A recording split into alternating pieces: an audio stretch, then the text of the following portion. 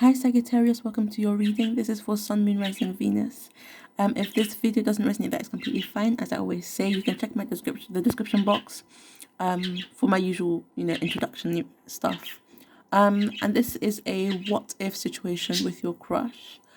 So what if you were in a relationship with your crush? And I'm not saying you will be in a relationship with your crush, and I'm not saying you won't be in a relationship with your crush.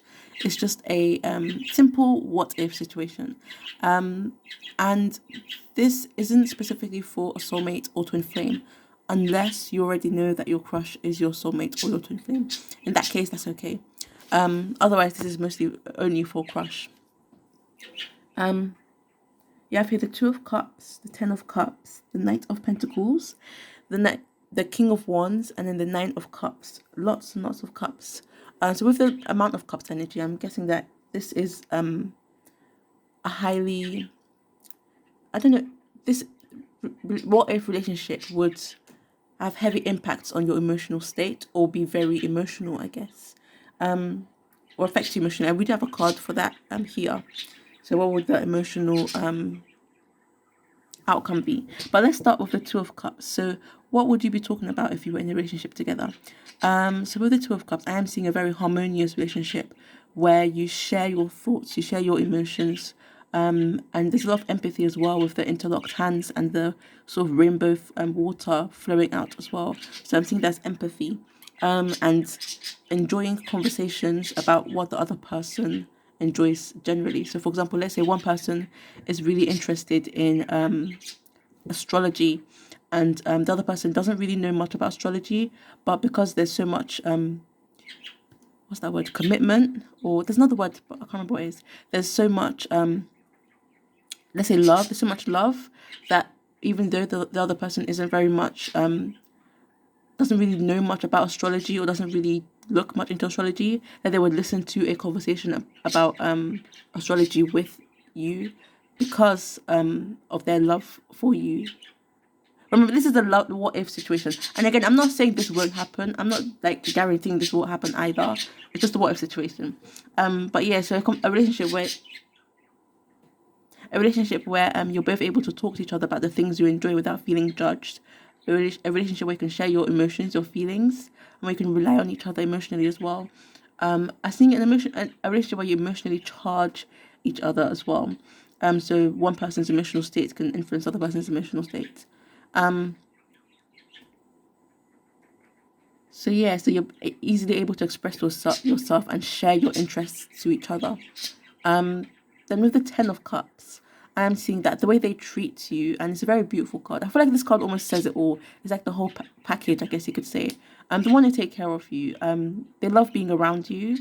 They want to make sure you're okay, you're safe, you're happy, and like they feel very happy around you. If you were in a relationship. Also, with the Ten of Cups, I am seeing that you will likely enjoy like just relaxing together. You don't have to do much to feel happy around each other. So like just sitting and watching TV or just doing nothing and relaxing, that's it. And you're already feeling that joy and happy gladness together in that way. Maybe just talking as well. So there's also someone who likes spending quality time with you. So even if they're like busy or if they're working or if they have other obligations, they still want to make time to spend with you. Also, it could be someone who enjoys cuddling or who enjoys contact, skin contact. We also have with the Knight of Pentacles, someone has their shoes off. So it's, again, that sense of wanting, and also there's lots of touching, skin touching, and what's another word for it? There should be a better word for this, but yeah, lots of skin touching in these cards. You've got the hands holding, you've got the sort of hugging here, and you have like the feet on the grass. So enjoying each other's like touch, I guess. So very sensual. And the Knight of Pentacles is in a more intimacy type of position. So that's more about the intimacy of this relationship if you were together. So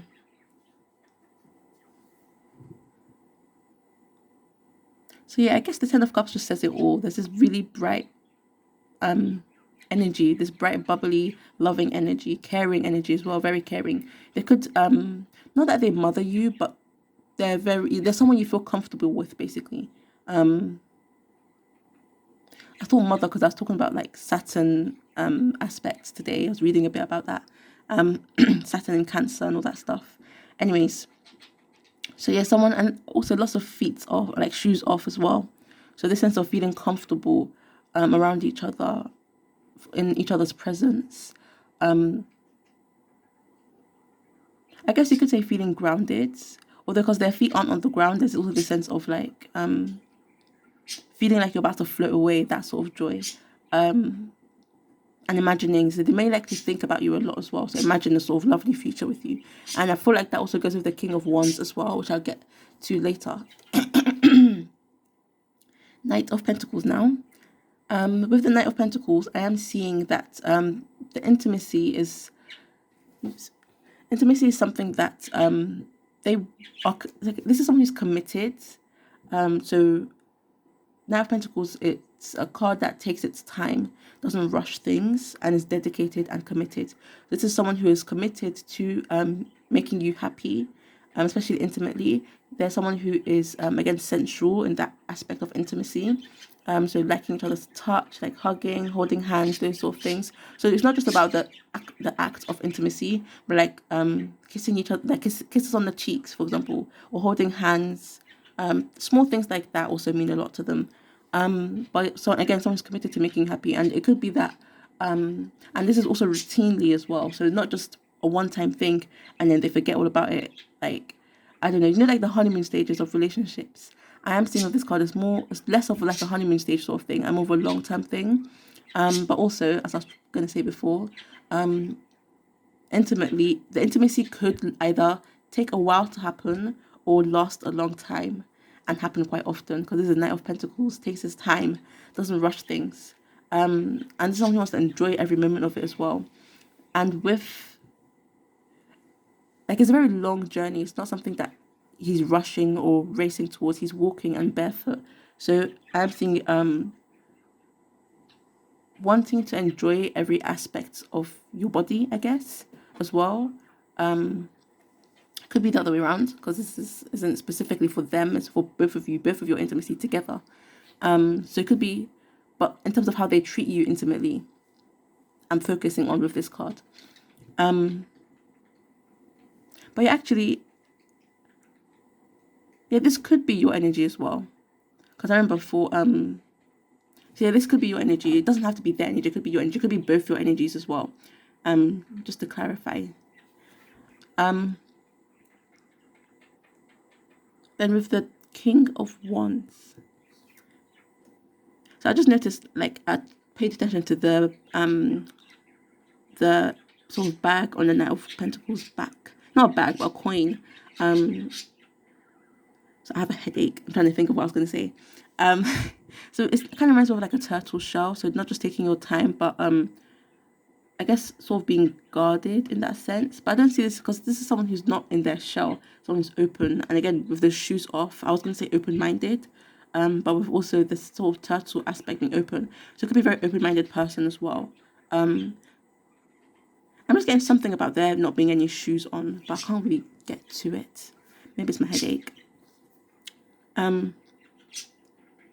King of Wands. So with the King of Wands, the long-term aspect of this relationship, I am seeing that they are, again, this is someone who's, again, dedicated to achieving their goals. So lots of dedication here. So if they want something, they go for it. And I am seeing this is someone who's also dedicated to realizing their dreams, their aspirations. So them, it's someone who desires a long-term relationship with you and wants to achieve that, and will do their best to achieve that. And also there's this sense of there's something else I was going to say with the King of Wands. There's also this passion as well, since this is a Wands energy. So there's passion, not just the emotional sense, not just the groundedness, and so emotional joy, being grounded, long term, and also passion. So a good mix, and the right amount as well. So this could be quite a mature person, especially with the Knight of Pentacles. Pentacles is like tends to be seen as more older or mature with Pentacles, and this is Knight of Wands, but this is a mature. I'm not right, Knight of Wands, King of Wands. So those of Wands is a King of Wands, a more mature energy here. experience as well. This is someone who could have a lot of experience, very dedicated, very committed, very loyal, with the lion behind him as well. Likely their energy could be your energy, but I'm getting a sense of being protective, being loyal, being I'm saying fierce, maybe a bit scary sometimes as well. Scary, but not someone that would like pounce. Like, this isn't a lion that's eating a prey or chasing a prey or anything. This is a lion that's standing watch, and watching and staring. And the way the king himself is staring at like the viewer of the card is giving me a sense of like warning not to come close to something. So a very protective person. Kind of give me Scorpio energy with that one. I was getting Scorpio and Aries energy with the King of Wands. So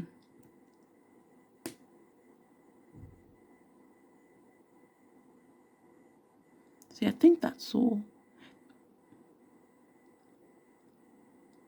And the way he's standing as well as a power pose in a way, almost warning people. Like, it could be exerting his dominance. The King of Wands exerting his dominance. That's it. So it could be a very dominant person, or someone who again, protective, and what's that word?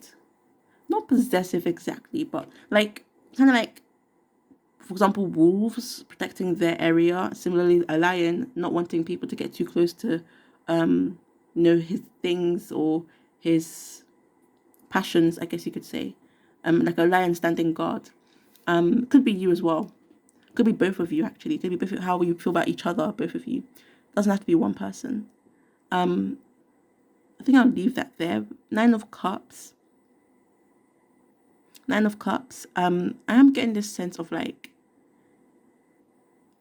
I always get the sense of someone winning the lottery with the Nine of Cups. But with the way the person, I think that's a woman, is jumping out of the treasure chest, I'm not seeing any financial issues with this partnership.